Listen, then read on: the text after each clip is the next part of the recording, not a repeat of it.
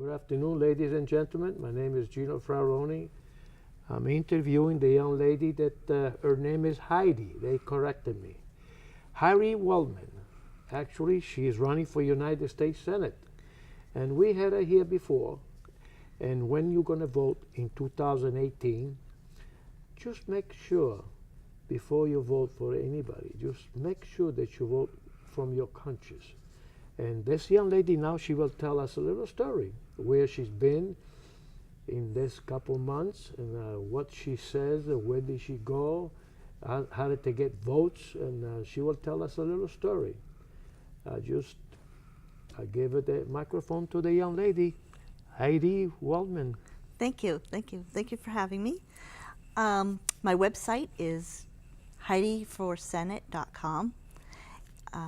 There's information there. If you have any questions, please feel free to reach out. Either call me or send me an email. I'm happy to talk with anybody, meet with anybody. I've learned so much in the past few months traveling the state. I've learned that the polls don't necessarily indicate what people feel in their heart. People are frustrated. The economy is improving, but not fast enough for some people. And people are aggravated that politicians have disappointed them. You know, and specifically the reason I'm running for Senate is because Elizabeth Warren said that she could not work with the current administration, and she has done everything she can to oppose any progress.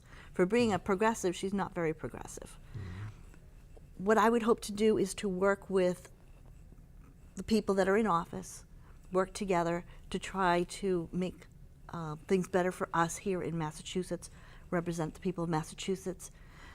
I'm getting a good sense of what people find are priorities for them, and there are some things that need to be addressed at the federal level and some things that should remain at the state level. Mm-hmm. Right now, I think it's important that we limit government. The government should be smaller and do our best to make do with what we have.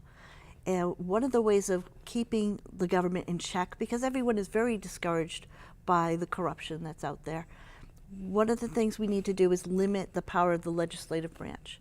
We need to institute term limits so that congressmen and senators are not in office for more than 12 years.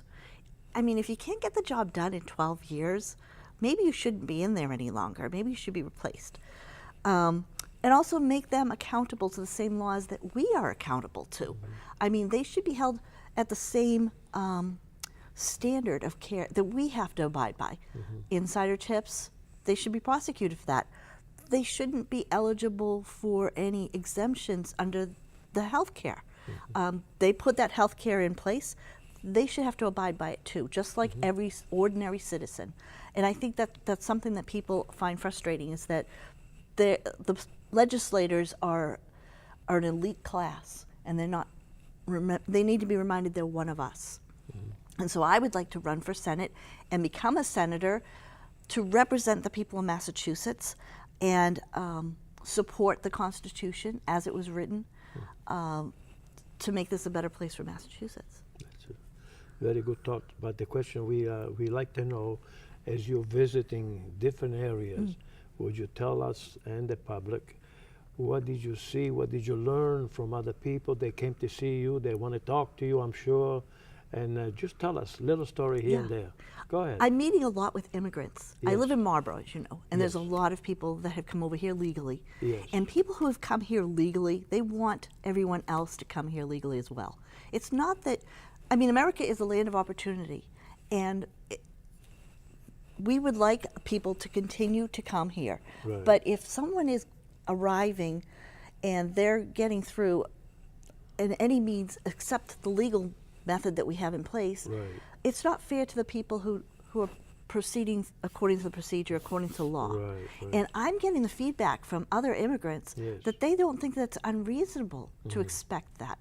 They also don't think it's unreasonable for us to have secure borders similar to other countries. Correct. Nothing extra, just similar like other countries. Mexico has a wall at the southern end so that other people don't immigrate through illegally.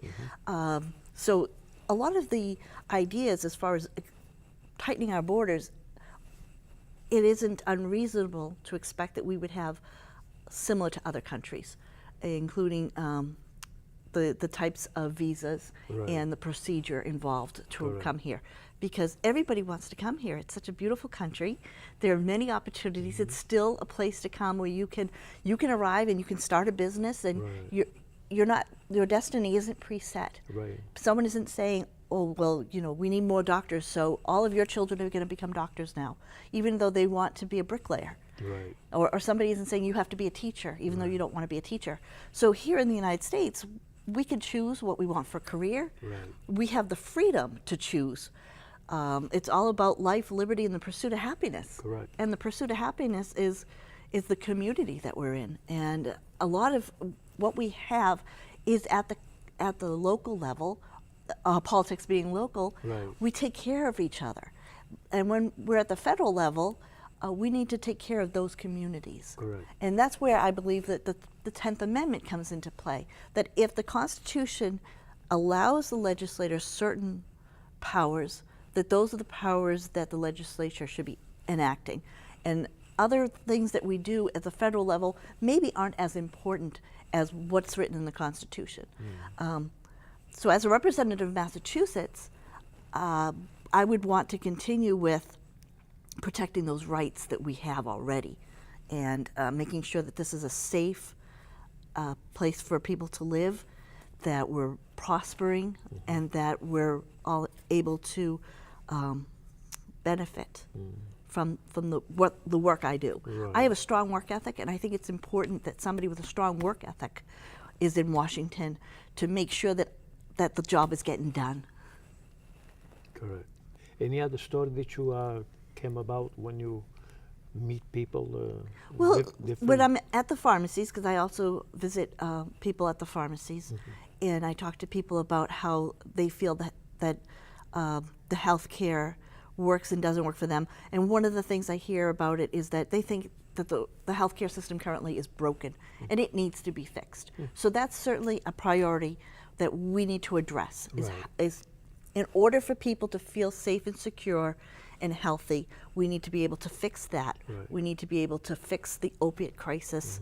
We need to make these items a priority, because so many people are hurting from the loss of the results of the drug. Of the drugs, and not being, in some cases, not being able to get prescription drugs. Yeah, it's true. Yes. So far, I think they are trying to restrict it to how much they can get. Only for people that really needs it. They don't give as much they used to give. Now there's a slide down. People are not dying as many as they do 2-3 months ago.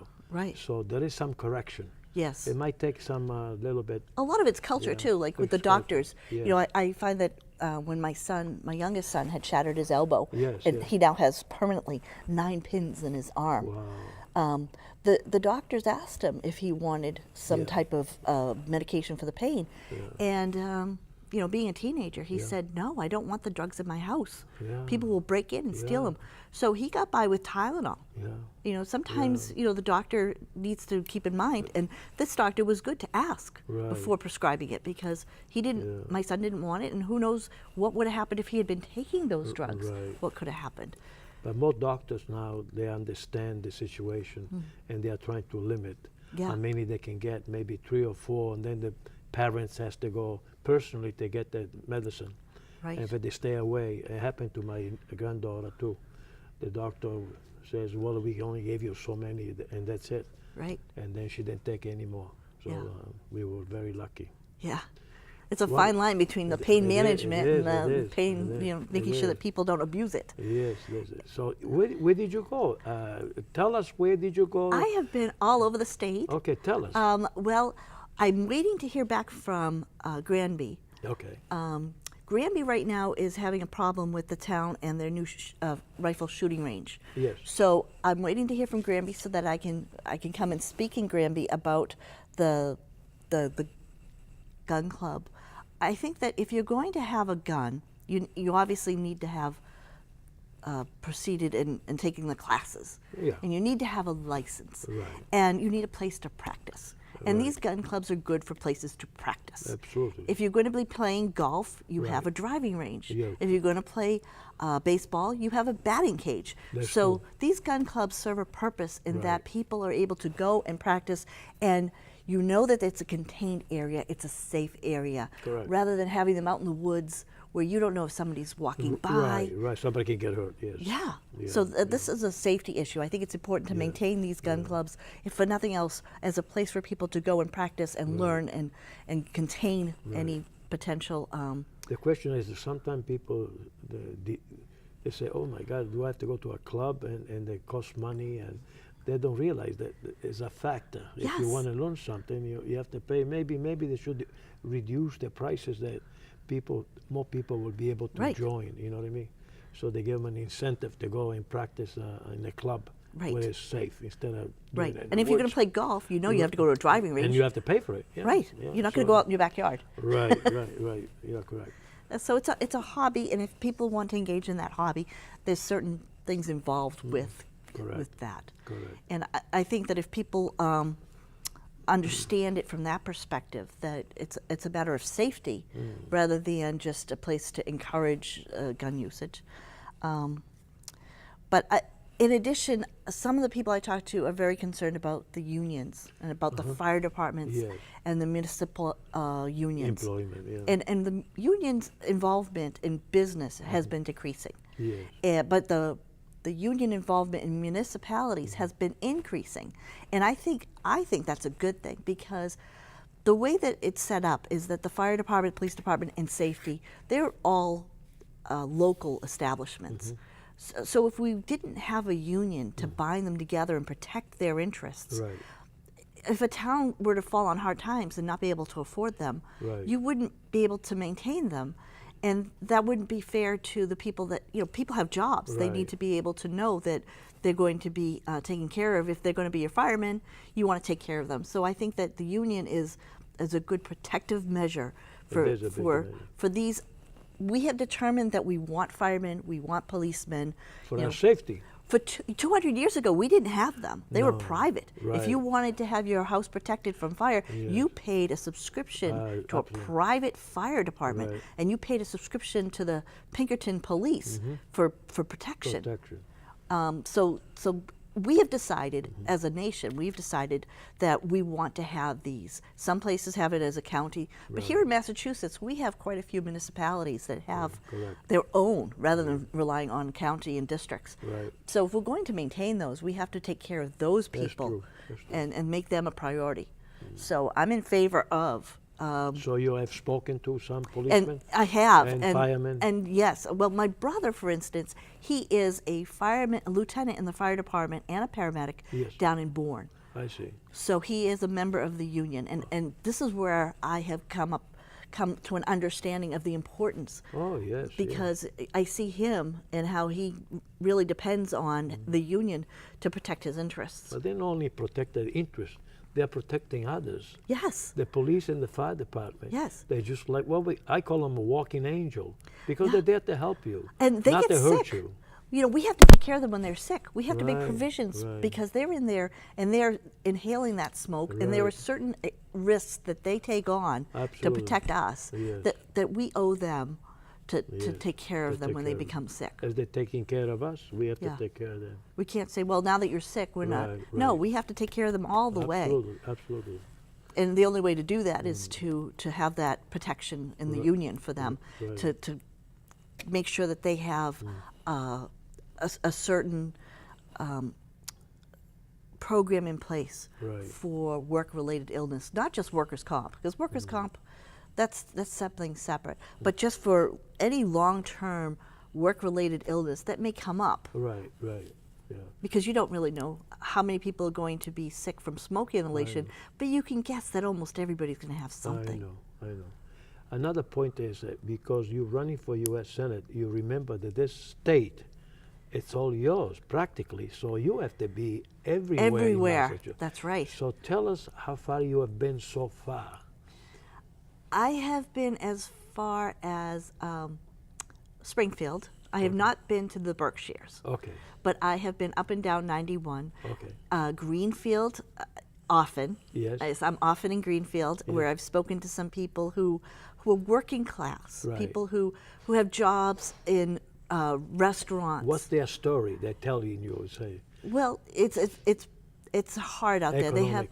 They have a lot of difficulty with the opiate crisis, and the problem that they're having is that employers want to hire people. I hear this from the employers. They want to hire people, but they can't hire people who are clean of drugs.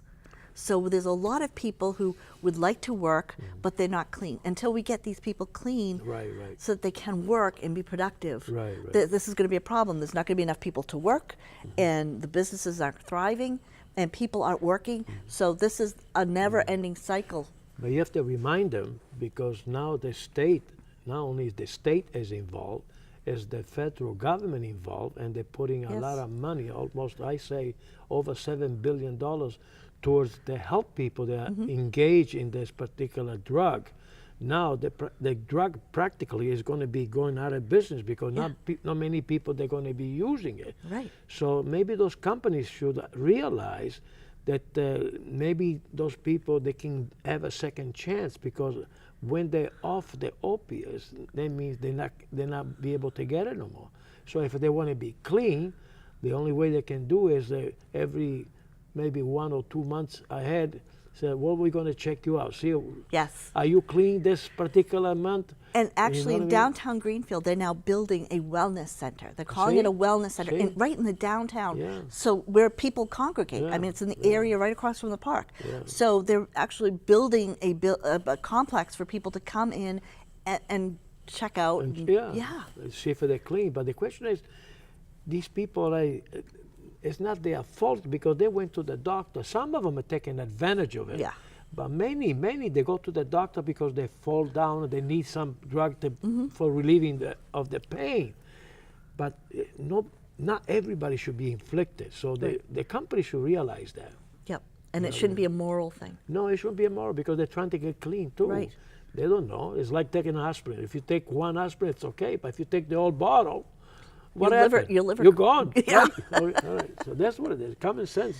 Yes. So tell us any other place you went. Well, so Greenfield and South Hadley and Amherst, Belchertown, Chicopee, Holyoke. I love Holyoke. Yeah. I go shopping regularly in Holyoke. Holyoke has the supermarket called Seatown Town, and they have duck eggs and quail eggs and anything you can imagine. So I love to go shopping there. And Springfield, of course. And in Central Mass, I've been throughout Worcester and Leicester. I've been through the Brookfields, but I haven't spoken to too many people in the Brookfields. I see. The Brookfields actually, they have a lot of gun shops and stuff there. I see. Ware is the most difficult town to drive through. Ware has a lot of problems with the drug problem. And Where's that? Ware, W-A-R-E, Ware, that is along Route 9 Oh, I know what on it the is. edge of the Quabbin Reservoir. I know what it is, yeah. Yeah, so when I you didn't know that. Ware has the highest real estate tax in the state. It's over $20 per thousand. Wow. It's A lot very of depressed. A lot of drugs? And a lot of drugs. Yeah, they just managed to arrest 2 people, but there's a lot of drug problems in Ware, and I learned this from their police. So I hope that. yeah. I hope they understand that it's not going to do any good to anybody.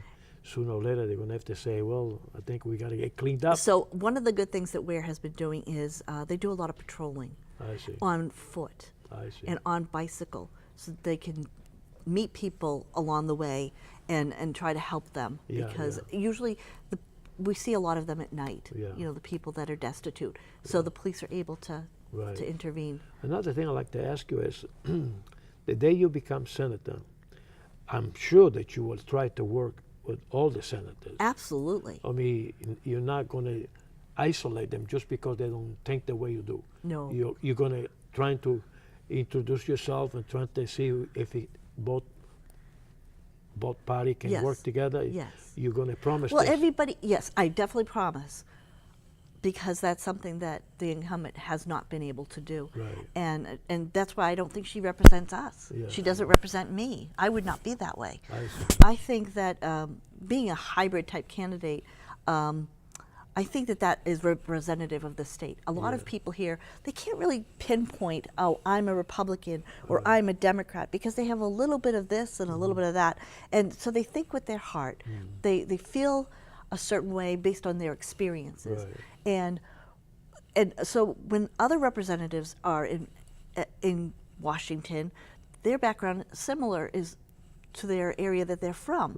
And so we need to sit down and find things in common. And I think ultimately what we have in common is we want the best for the country. Ultimately. I see. And if we're all working towards that and we're reminded of it, we can come together. We can reform the taxes, we can reform the health care, we can make those reformations together. And it's very important that we remember that our states are sending us there. Massachusetts is sending me so that I can make progress for Massachusetts. That's a very You nice don't have to thought. be a progressive to be progressive. You are correct. You are correct. So I think this interview, it's over for the moment, but we will see this young lady again, and she will tell a different And you'll see story. me around. And we'll see you around. We thank you so much for watching, and I hope you, when the time comes, you select the best candidate that we like to have representing us in Washington. Good day, and thank you for watching.